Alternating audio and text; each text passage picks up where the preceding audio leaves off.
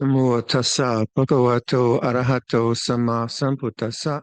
Namo tassa bhagavato arahato sama sambuddhassa. Namo tassa bhagavato arahato sama sambuddhassa. Buddhang dhammang sanghang namasami. So for the bhikkhus, and for the samanera, it's our uposa today, and where we recollect our not just our rules, but our aspiration, because we ordain as samanas to realize nibbana. And if I've been doing this for a long time, and every fortnight, every 2 weeks, even if I'm alone, which I was a lot with my mom, but usually with one or two or three or four or more bhikkhus, we remember our commitment, our responsibility, our aspiration as samanas. And why do that? Why not just have one ceremony, get ordained, and then forget about it? Well, because you forget about it. So we always are reminded by coming together, doing our ritual confession, acknowledging faults against the Vinaya that we might have had. So in our Western monasteries, let's say if I have done something which is in some way inappropriate, before doing the Pali confession, I might say, well, I was a bit sloppy there.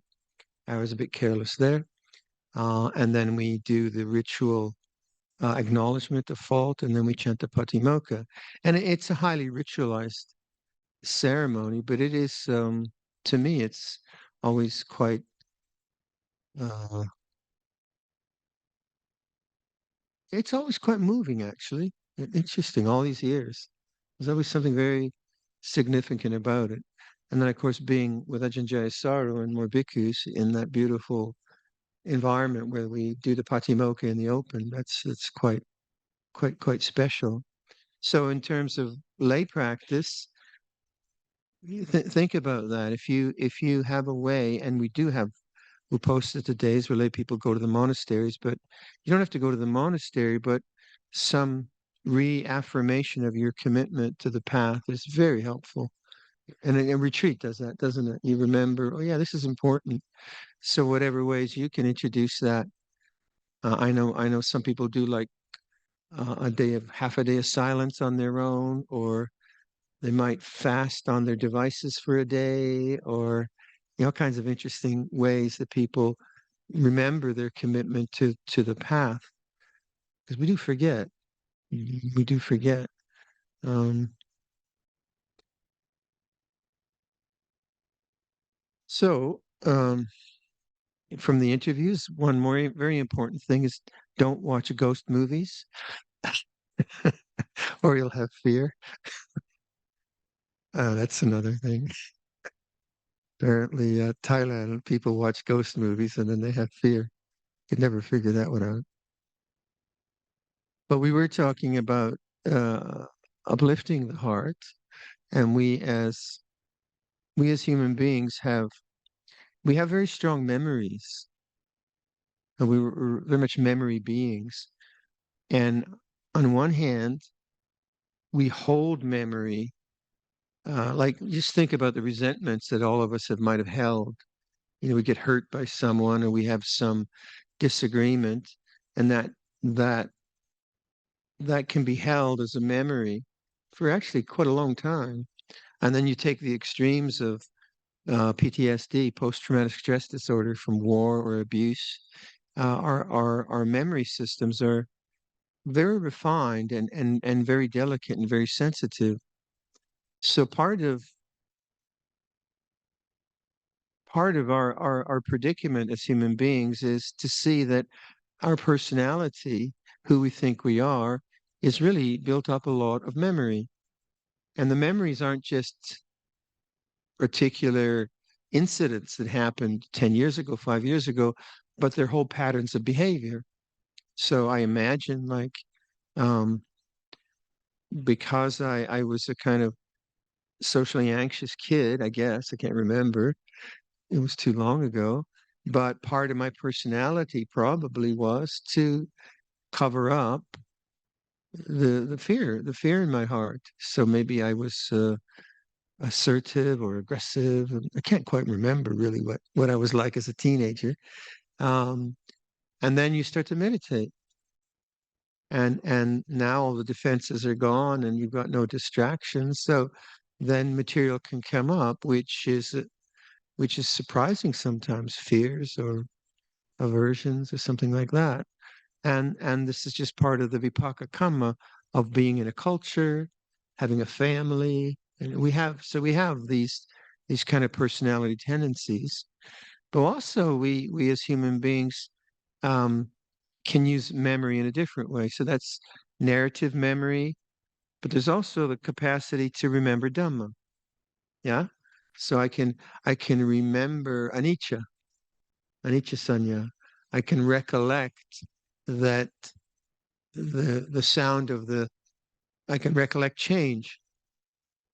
So I can take a teaching and then I can yeah, okay. So I can take the teaching, I can recollect the very perception of change and I hold it in mind. And to me, that's what sati is very much about.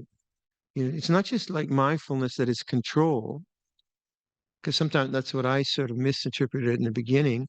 Mindfulness is something that, I'm always in control and I always know my thoughts or something like that. But to me, sati always has this sense of a dharma reflection in it. And the dharma reflection can be varied.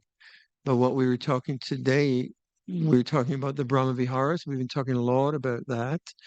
And to recollect something like the love you have for your parents, to remember the gratitude you have for your teacher. That's a really skillful way of using memory.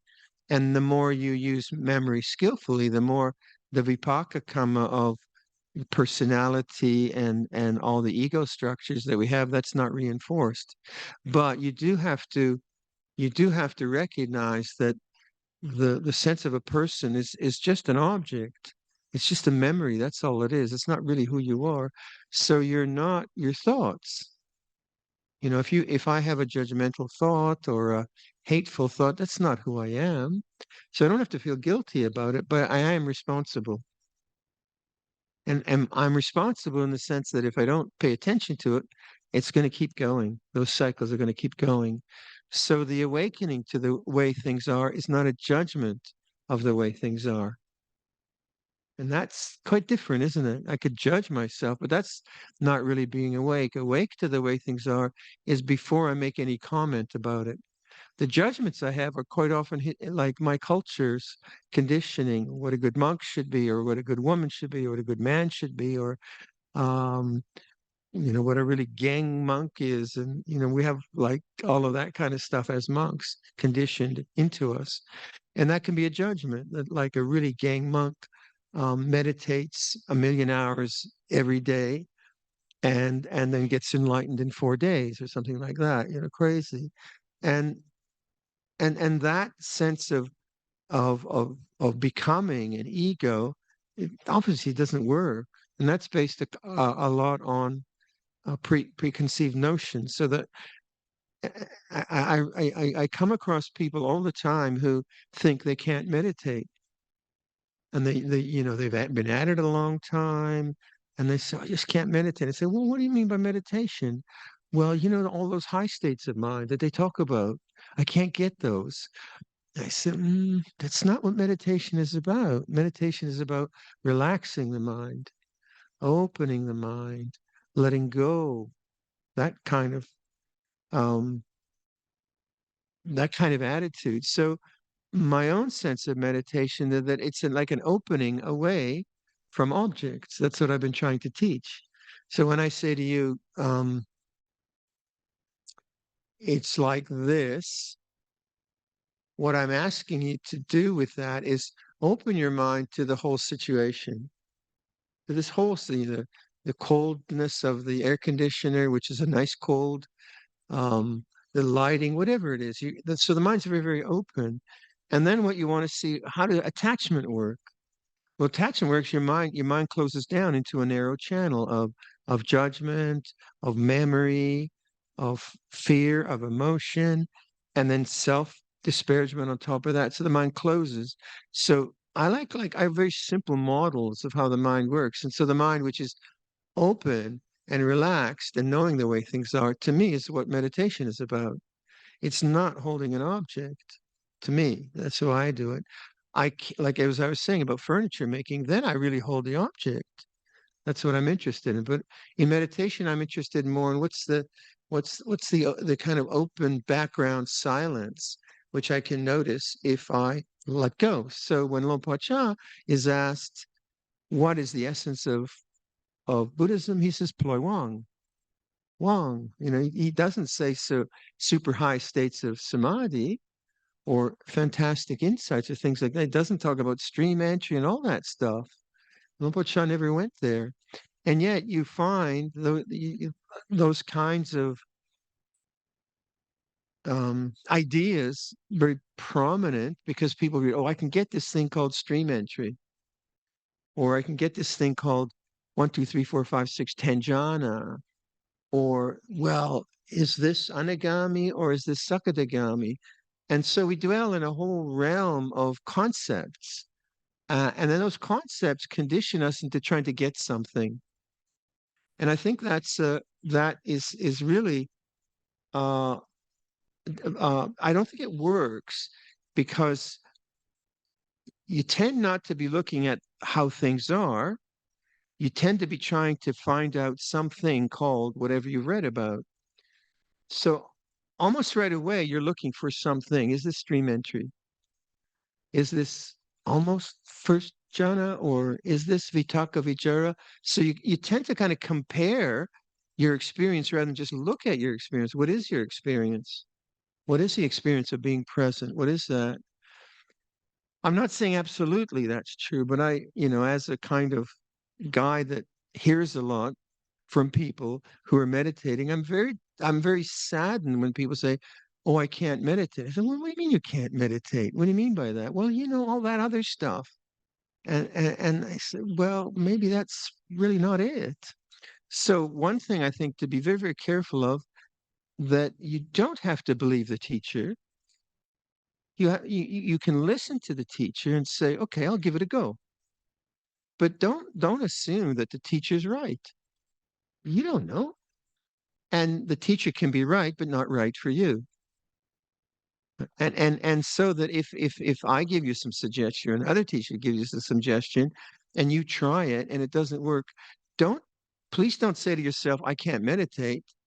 Just say to yourself, this guy isn't my teacher. Much easier because there's lots of teachers around. So then the idea is you have confidence in your own intelligence. We're all intelligent. We all have the same DNA, really. It's the same stuff. Thai Canadian, it's the same DNA.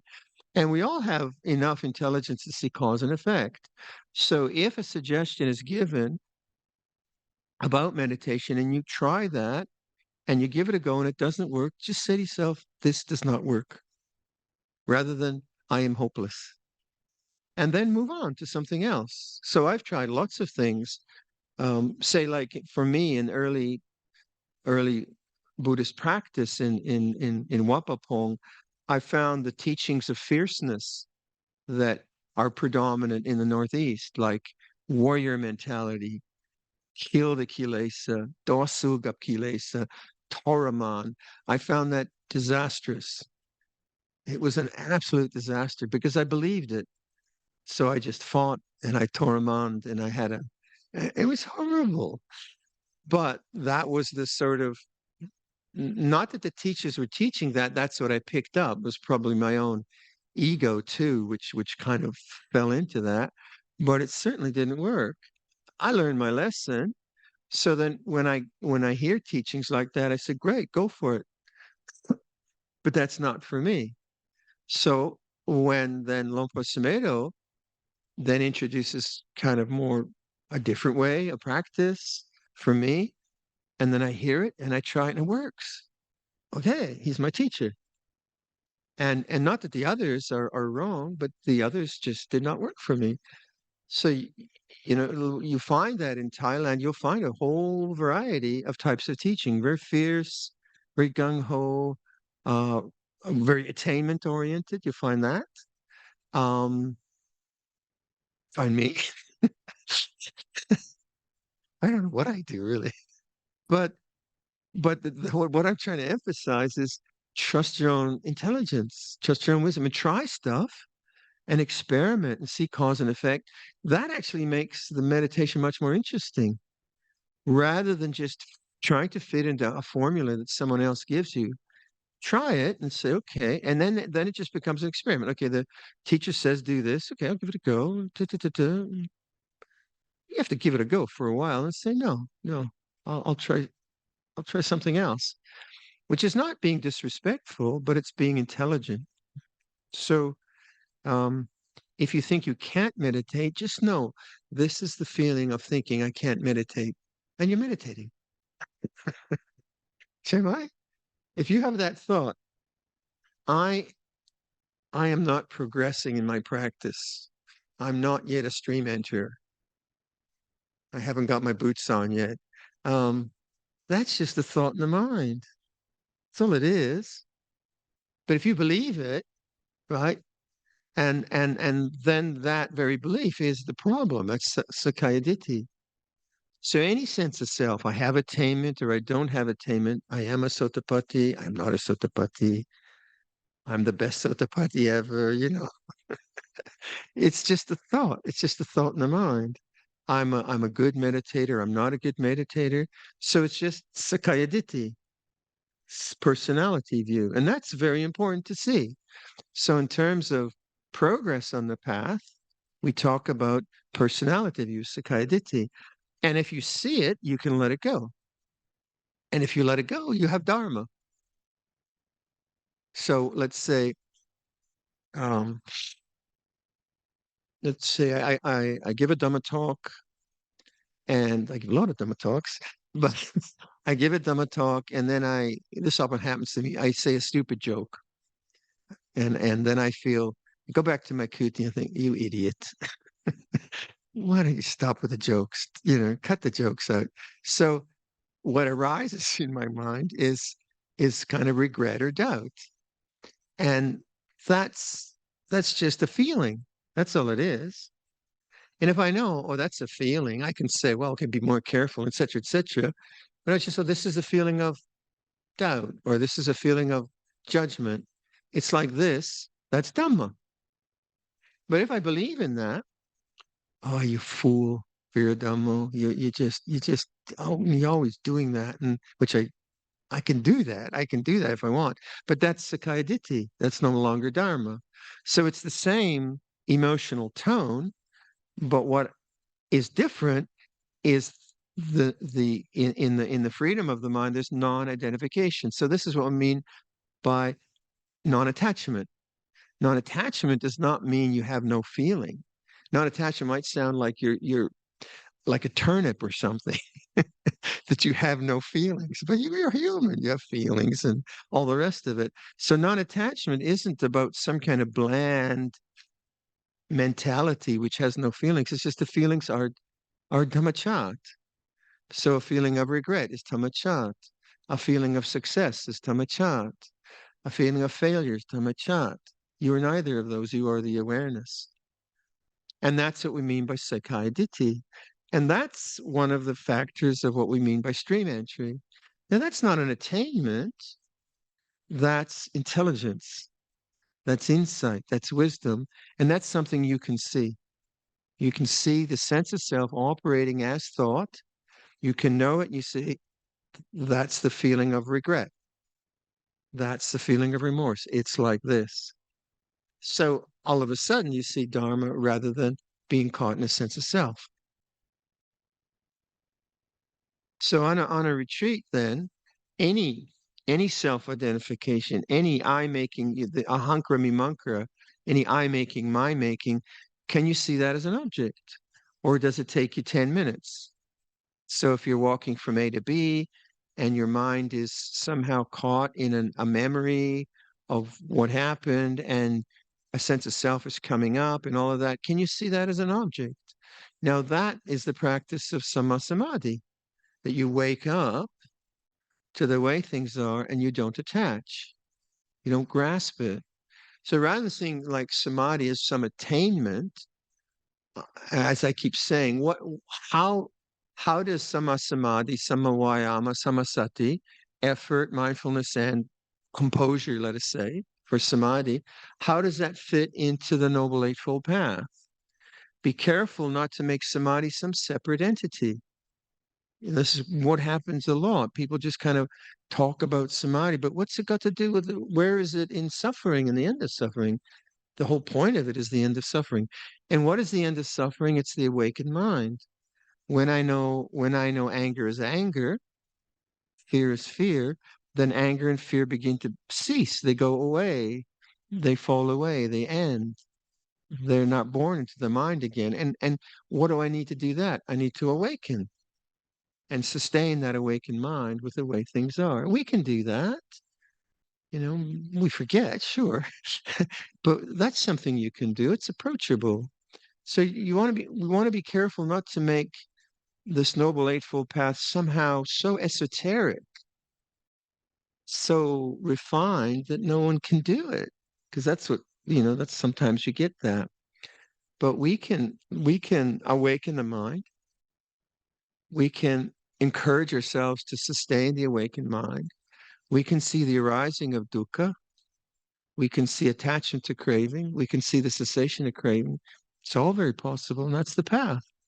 That's the path that we do. So do first of all trust your own intuitions. Look, lots of times for myself, I just say, hmm, what was that about? And I'll explore it. Not quite sure, but that was interesting. And that idea of exploring your mind is is is is the idea of Dhamma Vijaya. You make your life interesting, make your mind interesting rather than just as some kind of internal punishment or have to get something. So, how does my mind work? How does the sense of self arise? So for me, it arises different than you. The we were talking about the Brahma Viharas. So metta bhavana, for me, I use it two ways. I use it as attitude and I use it as experience. So as attitude, it to me, as I practice, becomes more and more synonymous with awareness. More and more I see, well, are they really that different? Because in this sense, metta is acceptance, but acceptance in a wholehearted way. So I accept all things as dhammacca, even the most horrible thought, pain, emotional pain. They're all natural. Is there anything that comes up in your mind which is unnatural?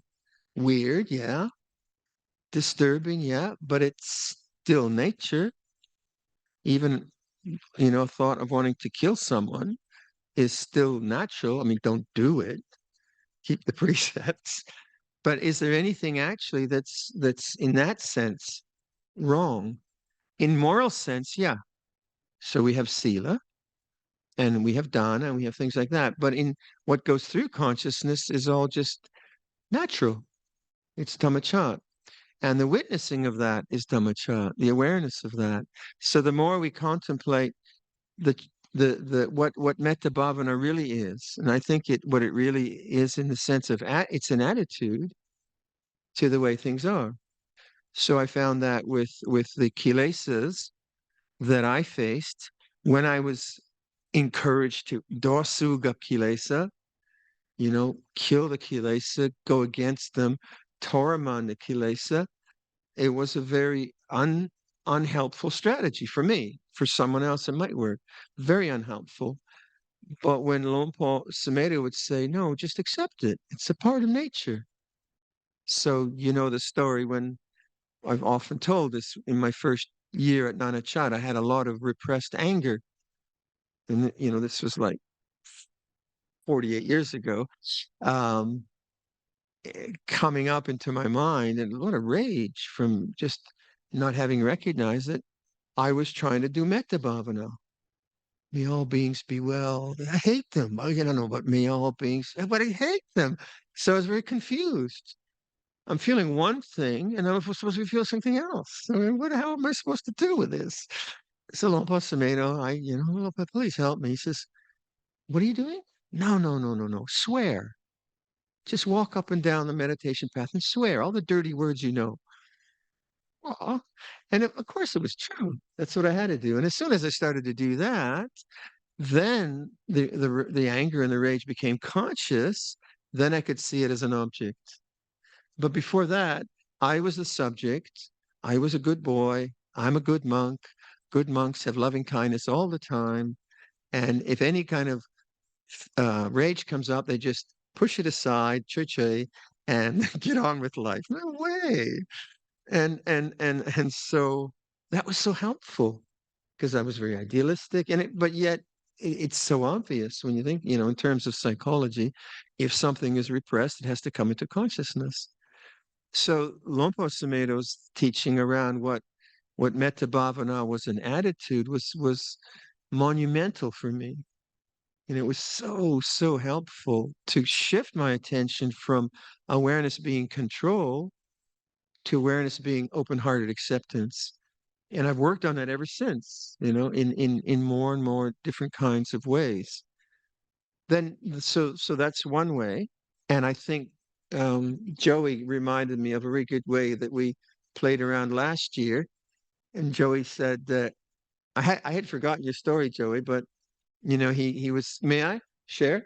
Um, was bothered by thoughts and all that. And how do I get rid of these thoughts? And what do I do with this? I just call him George.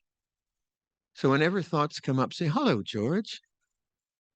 Or Chaimai, that's the story. And you see what's happening there. The controlling mind is saying, how can I get rid of these thoughts? Got to practice more, practice hard, more anapanasati. And that's just trying to get rid of thought, which won't work. And then the suggestion is, well, just every thought that comes up, call it George or Margaret or whatever you want. And, oh, hello, George. What's the attitude there? The attitude is open-hearted acceptance and humor. And it's a kind of funny thing, but it is profound because once you get that shift from I should be thinking and I should be in control to, oh, this is Dhammachat. Hello, George. I haven't seen you for 2 minutes. Or so, you play around with that. So jealousy comes up. And now jealousy is a really ugly emotion, right? Who wants jealousy? So it comes out, oh, may you be well, may you be well. I hate you. So the same problem. I say, oh, jealousy. I haven't seen you for 2 weeks. Come on in. Have a cup of tea. All of a sudden, the heart is okay. It's okay. It's all right with that. And you have real mindfulness. Now, like if you were a narcissist, I wouldn't suggest this practice. If you're really egotistical and believed in all this, then you wouldn't be here. You'd be in politics or something like that.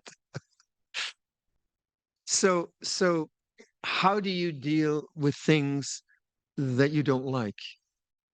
How do you deal with vibhava tanha? That's what I'm pointing to. Going back to our theme, what is vibhava tanha?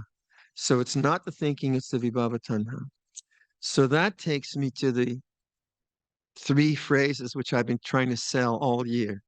And I don't know how far I'm getting in my sales pitch.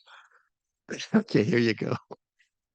So uh, we Zoom with the angel group, and Paul's heard this a million times. So for some reason, earlier this year, these 3 phrases came to mind. I said, no, come on. Okay, if that's what you think. So the 3 phases are, I love you. I've always loved you. I will always love you. Now, some people, I said, why don't you try that? They say, ugh, that's so sentimental. I couldn't do that. And it sounds sentimental, but for some reason I thought, okay, I'll do it for a month or two. You all these things, you got to try it for a while. You can't just like do it at dinner and that's it. You have to do it for, so I kind of did it for quite a long time. And after a while, I found just that I love you, I've always loved you, I will always love you, brought me to silence. But also, it's just like, who's loving who? After a while, it's like, who's saying what to who? It's just love. And it was very effective. So I find now that I will almost subconsciously bring that up whenever there's any tendency towards vibhava tanha. So vibhava tanha is a desire to get rid of. Do you have a strategy? First of all, are you aware of vibhava tanha in your own practice? How does it arise? In vis-a-vis thought or emotion or whatever it is. And then what is your antidote to it? What is the cure? How do you approach it? So the first thing is to see the difference between an unpleasant experience and vibhava tanha, chronic pain, say. One of our monks has very serious chronic pain. I mean, horrible. And yet his practice is so strong because he knows that he knows how to lift his mind above the aversion to the chronic pain. So, in Buddhism, we call about the two arrows. The first arrow is I get hit by the enemy, and then the second arrow is I hate the enemy. So, like, I don't wish chronic pain on anyone, but should that be the case, that's tamachat, unfortunately. Chronic pain is there. Deal with the doctors, do acupuncture, soak your head in vinegar, whatever you want to do. But whatever works, works. But if it's not working, what are you going to do with that? Well, it seems to me you have to look at vibhava tanha, the desire not to have. Now, what could be more natural than not wanting that? Obviously, you don't want that. Who wants that pain? But if you diagnose the physical problem by going to the doctor and alternative medicine, good. Can you diagnose the mental pain? And if you diagnose the mental pain, obviously it's about not wanting this. So then what do you do? I love you. I've always loved you. I will always love you. Now, to say that the chronic pain seems a bit daft, but if you get the principle that if you can either say to the pain that, or you can find the distance of the background, and that's another way, that this experience of pain arises and ceases in awareness. So there's many ways to deal with that. And this particular monk has a very strong devotional quality, so he can really bring up his teachers and then feel a lot of joy. So what he's doing there is that he's bringing up the Brahma Viharas as an alternative. So the mind is brightened by his. I mean, he's a very powerful meditator. He can do that, but with something like chronic pain, how do you get past the vibhavatana, chronic thinking, the emotions we don't like, the aging of the body, so many other things are interrelated to vibhavatana. So it's a diagnosis of what's the problem. Is it the negative experience or is it the not wanting of the negative experience? If you don't get that right, then you're kind of just fighting the negative experience. So metta as an experience then, so I'm talking about an attitude, the metta as an experience is really entering into like encouraging loving feelings. So uh, if I'm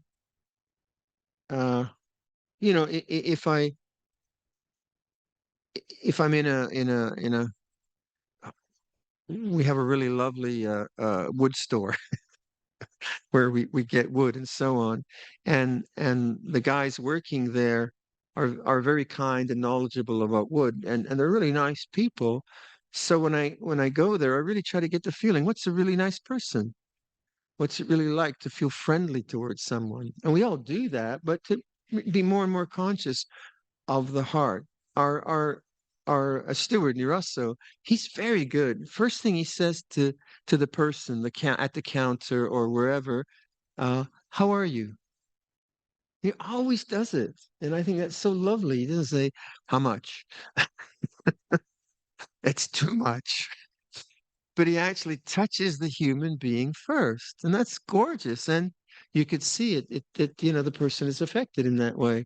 So we have all these ways of interaction where the heart can respond and do it very consciously. Obviously it's easy with people you like, but to like let's say I take the picture of my mom and I focus on the picture and then I really hold that feeling in my heart every day, many, many, many times a day. Not for long. I don't sit there, oh mom, I miss you. It's not, it's not like that at all. It's just, oh, yeah, yeah, I remember. Yeah. And then I'm reminded and I'm reminded and reminded. And that's would be the experience of metta. Really, it's not just an abstract thinking kind of thing. It's a really heartfelt thing. So between these two, uh, attitude and experience, I find there's a lot of depth in the whole teaching around metta bhavana. A it's a very rich teaching, and yet it's only one word. It's just one word that we use all the time, and yet if you keep exploring it, it has really rich connotations. So just to finish, how about a story? How about my favorite mudita story? Right, a little bedtime story. Vibhun, are you up for that? He's the manager. I have to ask him. So this story is about. I've told it many times, so bear with me. But good stories should be retold, aren't no? I think. So this story is about Sister Nanda, and Sister Nanda she's died since, but she was an elderly woman who English woman who spent most of her life taking care of her husband and her son. Her husband had some kind of PTSD from the Second World War, and her son, I don't know if he was autistic, but he had issues. And she was a very caring woman, a very, very giving woman. And I think they lived in Sri Lanka. Did you know her? Amita? No. I think they lived in Sri Lanka and then they moved back to England. So her whole life had been service. And just really, really this incredible. And she was radiant. She was like 4'11" and old, but she was so beautiful, in that inner way, just lovely, lovely. And she was stone deaf. She couldn't hear. And so you had to yell at her to get her to understand. And her eyesight was poor, but she would come as a visitor and then she'd be an honorary mechi. She'd have her white outfit on, always impeccable, and much loved by everyone, by the monks and nuns. And she would be between Chithurst and Amaravati. And one of the things she loved to do, she loved to make fudge for the monks and nuns, and we loved to eat it. We reciprocated. And she was a very good fudge maker. And so one day, we learned that His Holiness the Dalai Lama was about to give a public talk at the Royal Albert Hall in London. And Royal Albert Hall is a beautiful Victorian hall that Queen Victoria built for her husband, and then he died. I think that's how it worked, Prince Albert. Anyway, it's a gorgeous hall. I think it holds like 5,000 people. Victorian architecture. It's really gorgeous. And His Holiness was giving a public talk there. And so we rented a bus, Aramati, and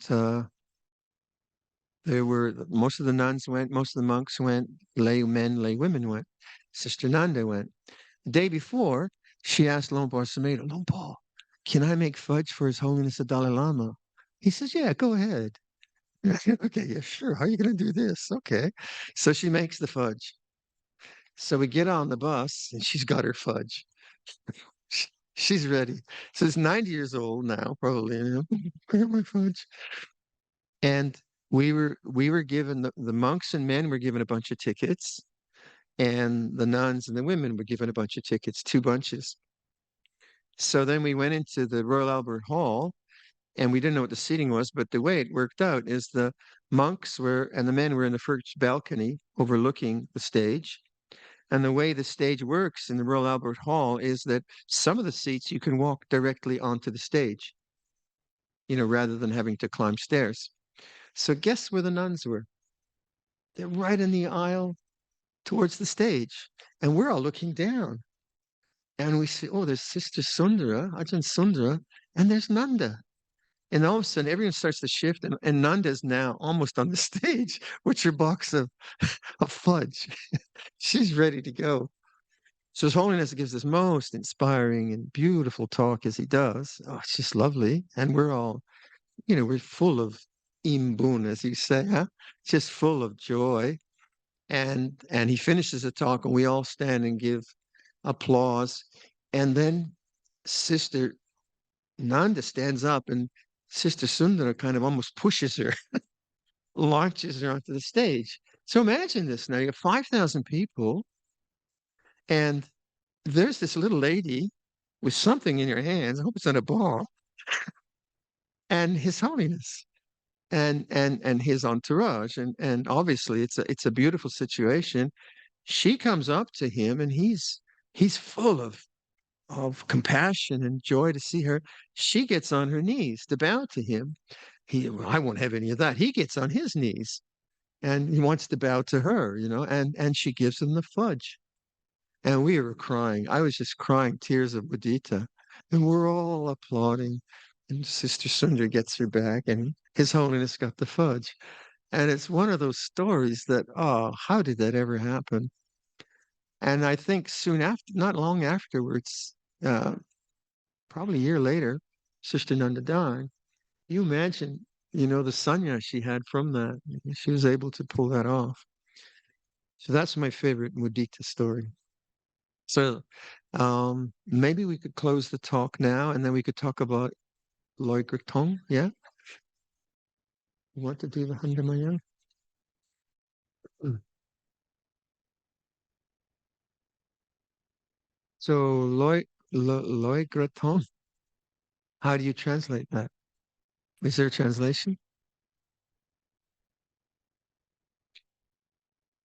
Floating of the float. Right. So we have the offerings, or the floats are out there. So let's do this in silence, okay? Um, so we'll go out there, and then we'll make our way to the swimming pool. No swimming. Um, and then the bhikkhus and samanera will put in the boats, call them boats first. And then all of you can do it. And then we'll just watch in silence. And then we'll chant Jayanto together. And then you can stay and look at the candles, or you can go back to your kutis, but we'll try to do this in silence. Yeah, we can do that. Okay, let's carry on. And I'll answer the questions tomorrow. And everyone in wherever you are online, we'll end the meeting here and then see you tomorrow.